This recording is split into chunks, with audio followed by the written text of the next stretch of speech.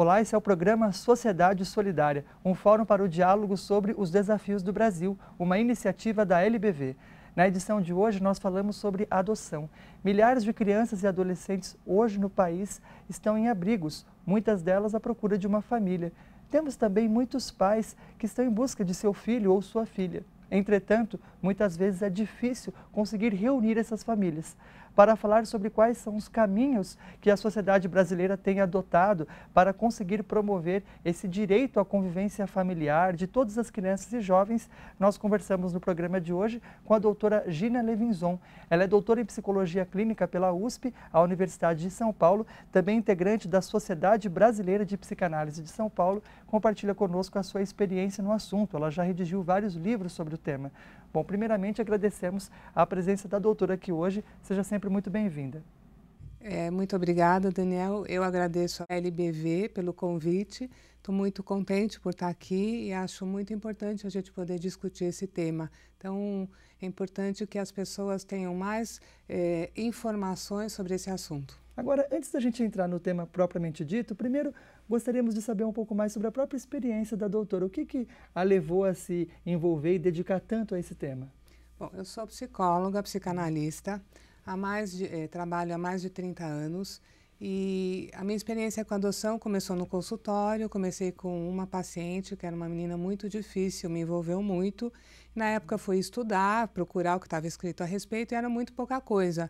Então me interessei, acabaram aparecendo muitas outras crianças e pais adotivos. Fiz a minha tese de doutorado lá no Instituto de Psicologia da USP sobre o assunto. Daí surgiram vários livros. Hoje coordeno um grupo de estudos sobre adoção na Sociedade de Psicanálise, enfim. É um tema muito envolvente. Isso há cerca de 20 anos. Há cerca de 20 anos que eu tenho trabalhado com esse... Eu não trabalho só com isso, mas eu trabalho muito com esse tema. De lá para cá, a doutora observou mudanças no cenário brasileiro, no perfil das famílias, com relação a esse tema? Sim, eu acho que tem várias mudanças. Hoje tem muito mais pessoas trabalhando com esse tema. A legislação mudou, eu acho que para melhor com relação à questão da adoção. Então, hoje, por exemplo, temos os grupos de apoio, de preparação para pais adotivos. Isso é uma obrigatoriedade para quem quer adotar. Eu acho que é realmente muito, muito proveitoso, né? Hoje tem uma fila, que é um cadastro nacional, que, de certa forma, organiza melhor toda a questão da adoção. Tem um limite para o tempo que uma criança pode ficar abrigada, que eu acho que é uma coisa muito boa, porque antigamente as crianças ficavam nos abrigos que pareciam depósitos de crianças. E hoje não. Hoje, pela lei, os juízes, os técnicos, os profissionais têm que se haver com essa criança, inclusive não permitindo que fique muito tempo abrigada. Bom, agora com relação a essas exigências legais que a legislação estabelece justamente para garantir que corra tudo bem com esse processo da adoção. Mas até que ponto elas são importantes? Qual a necessidade de algumas medidas? Por exemplo, a doutora mencionava a existência desses grupos de apoio. Por outro lado, alguém que está acompanhando pode pensar, bom, mas se eu tiver um filho pelo processo natural, biológico, né, necessariamente eu não vou precisar participar de nenhum grupo. Por que na adoção isso torna-se uma medida necessária? Bom, eu acho que essa sua questão é muito importante, porque, de fato, para ter um filho, quer dizer, um filho biológico, ninguém precisa pedir autorização para ninguém, não é verdade? Quer dizer, você tem o filho e pronto. Mas na adoção precisa pedir, sim. Por quê?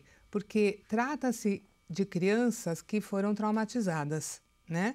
Essas crianças necessariamente foram abandonadas de alguma forma pelos seus pais, abandonadas ou separadas. Às vezes houve uma questão de morte ou alguma coisa assim.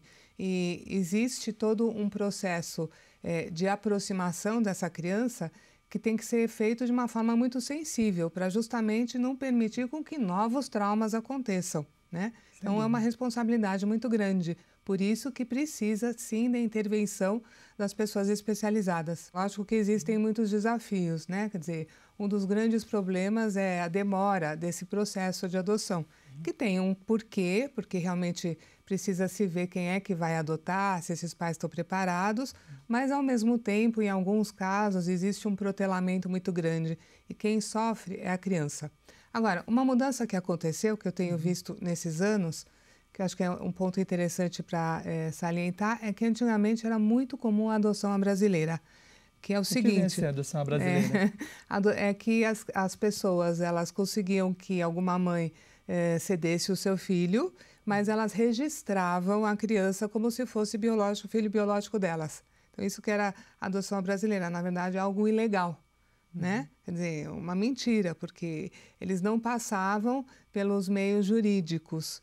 E hoje em dia, o número de adoções brasileiras caiu muitíssimo, justamente porque tem um controle muito maior. Pensando nesse fenômeno típico do Brasil, a adoção à brasileira, né, que por isso ganha esse nome, comparando a realidade do Brasil com outros países, como que os especialistas avaliam a nossa experiência aqui de lidar com esse tema da adoção? Olha, eu tenho bastante contato com especialistas do mundo inteiro sobre adoção. E o que acontece é que na Europa, nos Estados Unidos, é muitíssimo mais difícil conseguir uma criança para adoção. Por quê? São países desenvolvidos, onde tem muito menos pessoas muito pobres e que de alguma forma não podem criar os seus filhos. Então, por exemplo, na Europa, a maior parte das adoções refere-se a crianças que são importadas, que vêm de países africanos ou asiáticos, e sempre adoções tardias. Dificilmente se tem um bebê, é muito mais difícil, né? Agora, aqui no Brasil não, infelizmente a nossa população ainda é constituída de gente que ainda é muito pobre e que não pode criar os seus filhos, então há muito mais crianças colocadas em adoção. Bom, a doutora mencionava que uma das principais causas de termos tantas crianças e adolescentes no Brasil hoje é a questão da pobreza. Mas como funciona esse processo da adoção no Brasil? Nós falamos sobre isso no próximo bloco, continuando esse bate-papo com a doutora Gina Levinson, doutora em Psicologia Clínica pela USP, especialista no tema adoção. O Sociedade Solidária vai para o breve intervalo e já volta.